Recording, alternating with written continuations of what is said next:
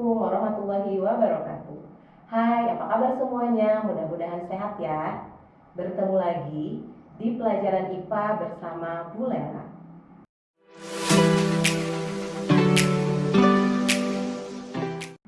Sebelum kita membahas materi, coba amati lingkungan yang ada di sekitarmu. Sudah ada listrik kan?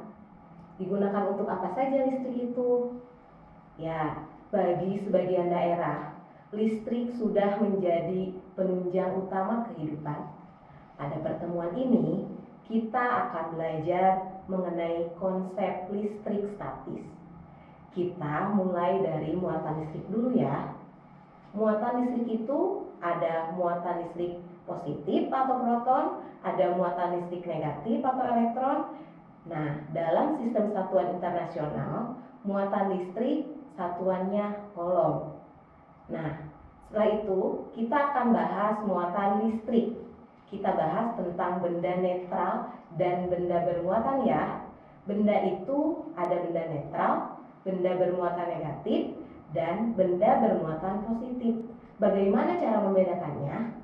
Bisa kita amati dari jumlah muatan negatif dan positif pada benda tersebut. Misalnya, jika jumlah muatan positif pada benda sama dengan jumlah muatan negatifnya, maka benda tersebut merupakan benda netral atau tidak bermuatan. Jika benda kelebihan elektron, maka benda tersebut bermuatan negatif. Sedangkan jika benda kekurangan elektron, benda tersebut bermuatan positif. Bagaimana sifat muatan listrik? Nah, sifat muatan listrik, jika muatannya sejenis, maka akan saling tolak-menolak. Dan jika muatannya berbeda, akan saling tarik-menarik. Apakah benda netral bisa diubah menjadi benda bermuatan? Ya, jawabannya bisa. Nah, untuk mengubahnya ada 3 cara.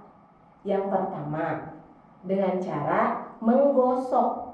Benda netral dapat bermuatan listrik jika digosok dengan benda lainnya.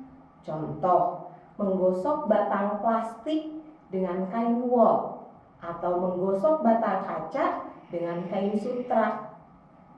Jika batang plastik digosok dengan kain wol, sebagian elektron dari kain wol akan pindah ke batang plastik. Akibatnya, batang plastik akan bermuatan negatif karena kelebihan elektron. Jika batang kaca digosok dengan kain sutra, sebagian elektron dari kaca akan berpindah ke kain sutra, sehingga kaca akan bermuatan positif karena kekurangan elektron. Yang kedua, dengan cara konduksi atau menyentuhkan. Benda netral, bila disentuh dengan benda bermuatan listrik, akan menjadi bermuatan listrik. Jenis muatan yang dihasilkan sama dengan muatan benda yang menyentuhnya. Yang ketiga, dengan cara induksi. Nah, induksi adalah pemisahan muatan pada suatu benda jika benda tersebut didekatkan pada benda yang bermuatan listrik. Muatan yang diinduksi akan berlawanan dengan muatan benda yang menginduksi. Nah, peristiwa ini dapat diamati dengan elektroskop. Oke, pertemuan kita hari ini sudah selesai ya.